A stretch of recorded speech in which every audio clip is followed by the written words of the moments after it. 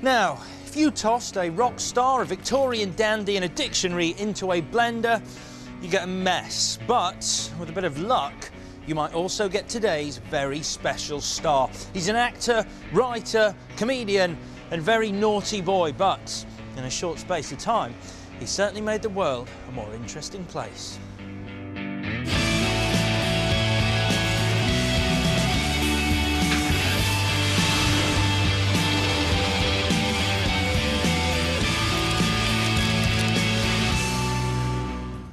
Hello, I'm Zane, and today I'm meeting one of the UK's most outrageous comedians and broadcasters. He's now making movies on both sides of the Atlantic with a great deal of success. But today, he's taken time out from dodging the controversy that inevitably follows him around like a lapdog to join me and talk about his favourite films. Episode 4, Season 4 of The Guest List is delighted to present the flamboyant, charismatic and hairy king of sex, drugs and stand-up comedy from Essex. He's a genuinely original talent with bags of star quality and is now a bona fide movie star. Love him or hate him, there's simply no escaping him, as he joins me on The Guest List. Russell Brand, hello, welcome to The Guest List. How are you? Really good, thank you, Alex. Good. It's nice of you to be here. You're in London at the moment. Just to get a geographical pinpoint on you, because obviously, you know, you're a British comedian, but you're making movies in Hollywood. Where do you find yourself spending most of your time? Well, to tell you the truth, this is where I belong, here. Not necessarily in this beautifully lit room, but like here in London is where I belong. When I'm in Hollywood, I always feel slightly abstract. I feel a bit better now the cat's there, my cat Morrissey. He's there now, so I feel a little bit like, well, he's here, so this would be where I live then. If you sort of love a person, that's your home, right? Being with that person. So I feel at home when I'm with Katie, or if I'm with my mates or something. So LA is home now, really? I suppose, in a way, but not really, mate. Come on, don't say that, because that would mean I lived in LA, and that would mean I'm not who I think I am. Okay, I don't want to change your identity. Don't dissemble my sense of self when we're here to have a light-hearted chat about cinema. We are. It'd be terrible if I sort of walked away from this sort of awash with new ideas, all blitzed and peculiar. Now, in terms of your new movie, Get Him to the Greek, Older Snow is back. Let's go! Bye! No, I don't think so. You're running like crazy! I've never run so fast in my life! I don't have my luggage! Your luggage will get you new luggage! Where you going? Run all the way back to LA!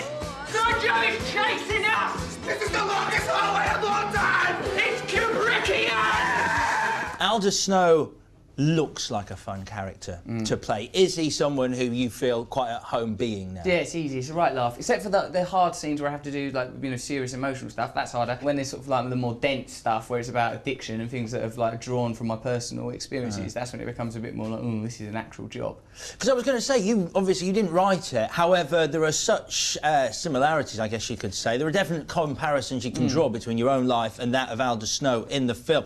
Did you have input into those moments? Yeah, Nick Stoller, the writer and director of the movie, he sensibly, knowing that my history incorporated addiction issues and whatnot, sort of just spoke to me about the specifics of all that. So I think that gives like a biographical element and certainly personalises, certainly at the dialogue stage, a lot of his films and gives them authenticity. Like, you know, Puffy's in it, and like that. So with all the music industry stuff, they like obviously exploited that resource. How much did Chocolate Daddy sell? 15,000 units. 15,000 units! You made me vouch for Chocolate Daddy 15,000 units. I got 6 kids. You know how much money that is to put them through school? You know how many Air Jordan 6 black kids wear? And he's a phenomenon in it as well. Isn't he amazing? Absolutely brilliant. And in terms of acting opposite Jonah Hill, was that pretty much set in stone after your chemistry on Forgetting Sarah Marshall? It was a done deal that you were going to be together again? Nick really loved the scenes between me and Jonah and wanted to build a movie around it. And even at the table read, we just started improvising sort of automatically, and I suppose that was an indication that there was some sort of comedic connection. Every artist just has one album that's just not good, and that's it. Honestly, I listen to that and I'm just like, what was he thinking? In future, if someone asks you to give them a critique of their work, don't rip out their gizzards and hold it in front of their face. What are you? And I think that Nick and Judd thought there was a movie in it, and this is that movie. You have picked 4 movies that you love and you feel other people may enjoy if they have not seen them for us on the guest list. And the first of those movies we're going to talk about is from 1991, and it's Edward Scissorhands. Don't go. What happened to you? Hi.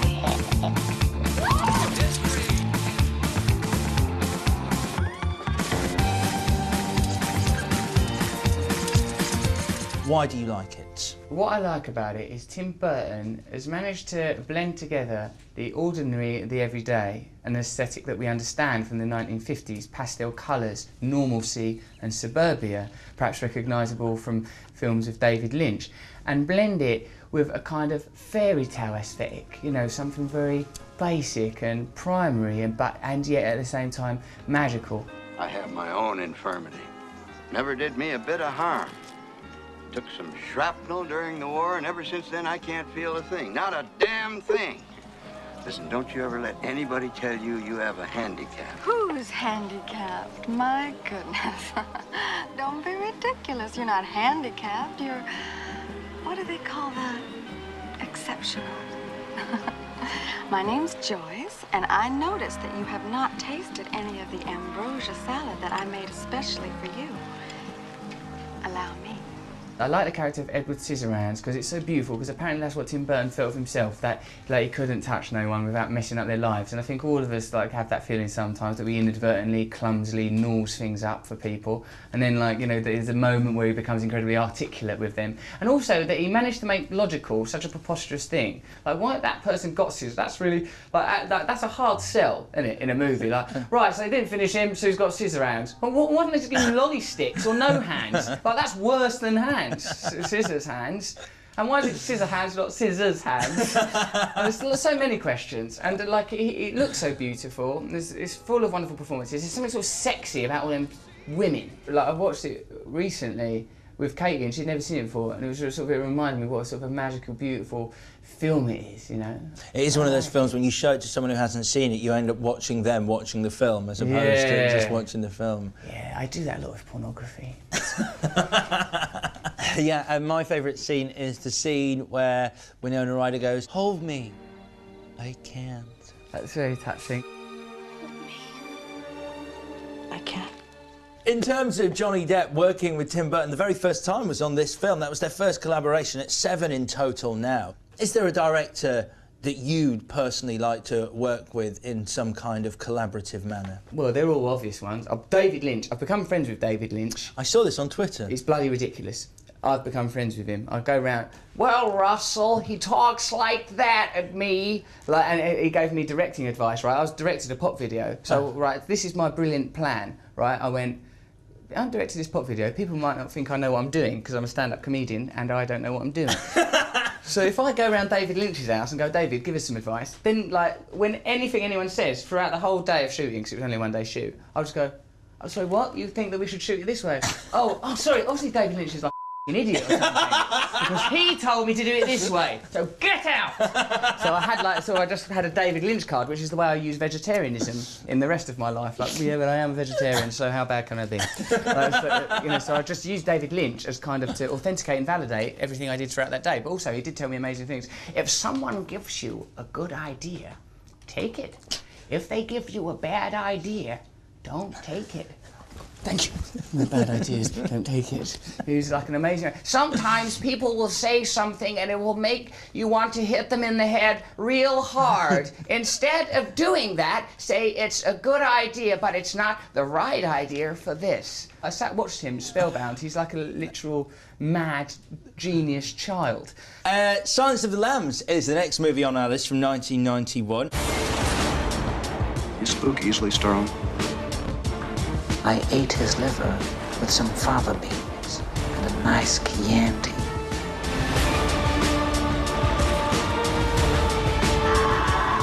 And you don't know what pain is! Why do you like it? I like the central performances, primarily. I like Anthony Hopkins' chilling, psychopathic genius. You use Evian skin cream. And sometimes you wear Ladidon. But not today. I think, like most people, I find something, obviously, because otherwise why are serial killers all over the bloody newspapers and glamorised in the way they are? There's something sort of scintillating and titillating about demons, like real-life monsters, and I think he creates such a charming portraiture of insanity. Jimmy, watch it, he's got The most famous element from Silence of the Lambs is obviously yeah. It's weird that, because that's not a very natural thing to do, is it? But it really, it's become signature. It has. He made it up on the spot. He improvised it. Because you don't do that when you eat. You do it when you smell something, I guess. If you hold on, mate. Come on, Alex. Oh, I mean, you go right. You summon some nice sausages. I'm vegetarian. I'm a vegetarian. Yeah. But you just go. Nice, right? But to extend that, to extrapolate that to, like, that's weird. That's not normal. And he improvised it, did he? Yeah, it was. He improvised it, and they all sort of, well, that's bloody good. Why don't you do that in the movie? And he went, all right then. I'll give it a whirl. Yeah, and then it's become cinema history. That's how it happened. And also, he improvised a bit where he has a pop at Clarice Starling about her southern accent, where he starts mocking her southern accent. And your good shoes and your cheap handbag. And that accent you've tried so desperately to shed, pure West Virginia. I went to this school called Drama Centre, right, and the principal of it, Christopher Fettis, taught Anthony Hopkins at RADA, and the character of Hannibal Lecter is said to be based on Christopher Fettis, right? And it sort of makes sense because he's a very grand gay man. It's like this, like sort of really sort of intelligent, and sort of odd, like a bit more operatic than Hannibal Lecter, but had this chilling intellect. And I like that. I like the menace of intelligence as well as just violence. I like the sort of the brutality of cannibalism. You like the brutality of cannibalism? I like it. Not like it, only in fiction. I don't think it should happen. Like that geezer had someone around and then ate his willy. Yeah. I think that's not on. Like I don't know. Although the guy who's Willie, yeah, I think he was up for it. I know. That's what I can't understand. Sorry, that sounds like. But I'm up for that, mate. Yeah. Oh, you want to eat me willy? Yeah, go on, son. Get tucked in. Have that. Right, that is it for part 1 of the guest list, but join me right back here in part 2 where Mr. Russell Brand will be talking through some more of his favourite films. See you in a moment.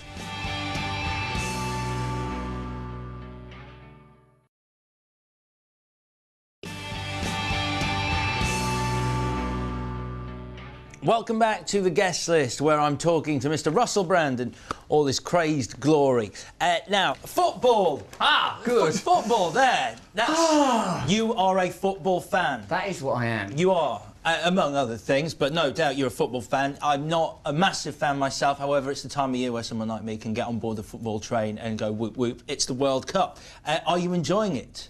I am enjoying it because I enjoy the Festival of Football, but if you were to examine it objectively, it has not been an especially good World Cup at this stage. Our result against the USA was a little bit disappointing, but I think, as usual, we all overreacted massively. I was in Australia when I saw it, and I did that thing which I really hate when other people do it, like if I became a bit serious after the guy, I became earnest, and I loathe myself when I become earnest. So afterwards, like people went, oh, like Americans were texting me and going, oh, I thought you were supposed to be good at this game, buddy. Shouldn't you be 3-0 up? And I just think, you. But do you fancy our chances? I think that England have got a chance, but I always think that. And that's why when England go out on penalties in the quarter-final to whoever it will be this year, I'm sort of all bereft and confused because I've manufactured an idea in my head that reality can never conform to. Remember when you're single, I don't know if you are, like you'll see someone and you think, this is going to be the woman I fell in love with. Yes, of course, and we met on that train, didn't we? And then I met her brothers and they didn't like me at first, but they came round. You know, you build in retrospect, you engineer perfection in your mind in the absence of perfection in reality. So you do? I think England will win the World Cup. You can cut all that other stuff. That's existential balderdash. One other question about football. Is it true, rumours abound, that you have written into your rider that you do not have to do any promotional work during an England match? Yes. I don't have to do any promotional work during an England match. Also, if England reach the semi-finals, Arthur, the film I'm making next, has to stop filming and while I go. And that's going to cost them a lot of money and really unsettle it. And they agreed to it at a point when they didn't really realise that I was serious and that, that it might happen. And of course, there's a distinct possibility that England won't reach the semi-finals. But if they do, there's going to be people going, oh no, he's actually seriously going to do it. And I'll go, yeah, look, it's written down on that thing. And then I'll just go and people will be confused. Wow, that must be nice. That's another bit of information that I didn't reveal myself, but was leaked by my blabbermouthed Joseph Goebbels' girlfriend. That is where it came from. Yeah, she's sort of like, she's a propagandist. She'll ruin us all. Right then, back to your movies, and next on your list is from 1975, and it's One Flew Over the Cuckoo's Nest. Do you think there's anything wrong with your mind, really? Not a thing, Doc.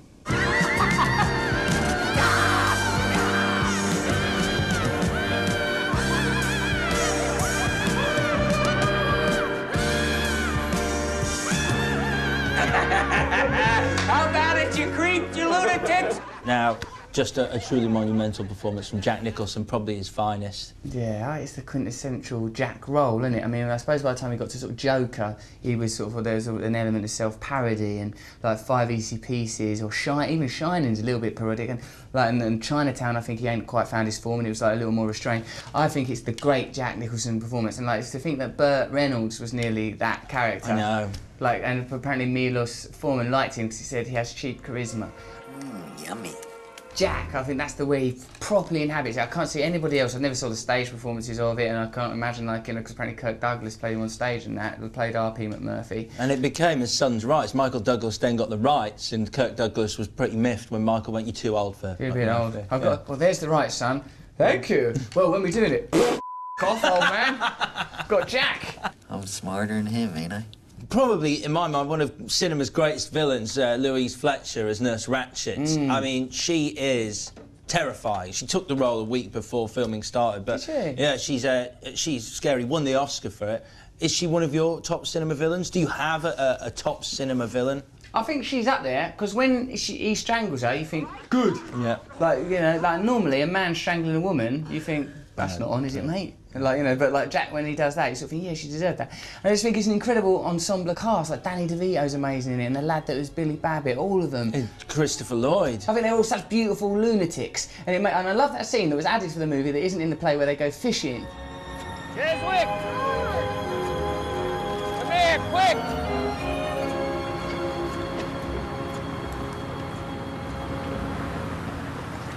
Aye, aye, sir. I mean, yes, ma'am. Take it easy, Charlie. You ever driven one of these things? Driven one? Yeah. No, man. Well, it's a lot of fun. A lot of Come fun. on over here. Put your hands on the wheel. Because it really articulates well that idea of like people that are mentally ill. If you just went, oh, they're all right, they're geniuses, and told everyone they were doctors, you'd go, oh, all right. Who are you? We're from the State Mental Institution. This is Dr. Cheswick and Dr. Seafeld. Like, there's a joke from The Simpsons actually, where once they visit Homer, I think in a lunatic asylum, and everyone's got a sticker on them saying "not insane," because once you're contextualised as mad, everything you say sort of looks mad. Yeah. And I love the scene where Jack discovers they're all there by choice, that they're all there like voluntary, and like realising that they could all just leave at any time. And he says that you're no different from any walking around on the street, and they will laugh. What are you, mad? What do you think you are, for Christ's sake? Crazy or something? Like that realisation. Yeah, I love that. I love that. It's an interesting essay on the nature of insanity. There's a beautiful atmosphere. It has that claustrophobia. When I think of the film, I think of the sort of the whiteness, the starkness, the beautiful score, the music in those walls, the sort of soothing, insipid music. Which is why the fishing trip is one of the best scenes for me, because it offers a reprieve from that intense, sanitised environment. Yeah, right. Yeah. Right, one other rumour I need to ask you, which interests me. The Simpsons, there are rumours that you may be guest starring in the world's greatest sitcom. Yeah, I am. Yeah? They asked me to do a voice in The Simpsons. That's great. Luckily, it's my voice, so I'll be able to do that. Yeah. And do you know anything about it yet, or is it just something that is in the diary for the future? I think it's just playing myself. I'm not sure when it's happening. I think it'll be happening sort of quite soon, but I don't know too much about it. I suppose because this is due to the nature of this channel, then you have that information. Yeah. So yeah, that's true. It is. Yeah. That must feel great. Yeah, I'm so excited about it, mate. Yeah, really, because I love that show. And it is that sort of accolade of, you know, you've kind of everyone's finally made it when they guest star in The Simpsons. Once you yeller, that's it. It's real. Yeah. Once you yeller, something that rhymes with yeller. Right. Fella. Rockefeller. No, it's not an easy word to learn. Hella. It's hella good to be yeller. Yeah. Right. You have done Stella. Because of the word star. When you go yellow, you've also gone Stella. You could do something like that. Although in this country, Stella means booze, but everywhere else, Stella means star. So. Yeah. So it's Stella to be Yella. Stella to be Yella. Great. There we go. Sold. Final movie time. This is it. We've never had this before on the guest list. I'm very excited that you've picked this. Spartacus. Yeah. Are you afraid to die, Spartacus? No more than I was to be born.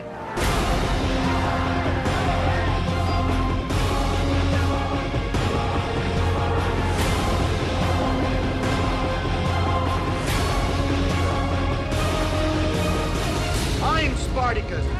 I'm Spartacus. That's the moment, of course. That is the moment. Yeah, I use that in stand-up if people start asking questions too much. When it goes, oh, anyone got a question? He goes, yeah, me, all right, it's not Spartacus. It's just such a beautiful, like, that's one of the moments, I think, where, you know how, like, having socialist principles is thought of as a bit sort of square and crap and dull. Like, that's where it shows you that it's beautiful to care about other people, to sacrifice, to suffer, the nobility of that. When they all sort of go, oh, when Tony Curtis stands up and says, I'm Spartacus, and then one by one everyone does it, you sort of, oh God! The nobility of it makes you want to cry. That human beings have the capacity for greatness. That's what it shows you. And I know Kubrick kind of had a dubious relationship with it, but I think you can see his greatness as a director. I think it's an amazing performance from Kirk Douglas, and the bit where they fight each other at the end. I think it's so beautiful on the level of fraternity, of brotherhood, of male relationships, and what it is to be a man and a soldier. I love you, Spartacus, as I love my own father. I love you like my son that I'll never see. It's funny that you mentioned the socialist element because famous right-wing John Wayne actually denounced it before it was released as Marxist propaganda. That's what he described it as. Just denounced it without seeing it? Yeah. John, watch it first. No, it's probably Marxist propaganda. I mean, you have to look quite hard. I mean, because there was the Spartakist movement, or one of the communist movements of Russia around the time of the Second World War, I think. But, like, to sort of denounce it at that point as Marxist propaganda, it shows that it was humanity, and I think that John Wayne was panicking too much with that Reds under the bed type stuff. Everyone needs to chill out and be a bit nicer. It's an amazing message, beautiful film. They've seen slaves lift their heads from the dust. See them rise from their knees. Stand tall. And now they're dead. Dead. And like you said, Stanley Kubrick had an interesting relationship with it. He felt, because he was a young director at the time, that he hadn't had the freedom to show Spartacus's flaws in the film.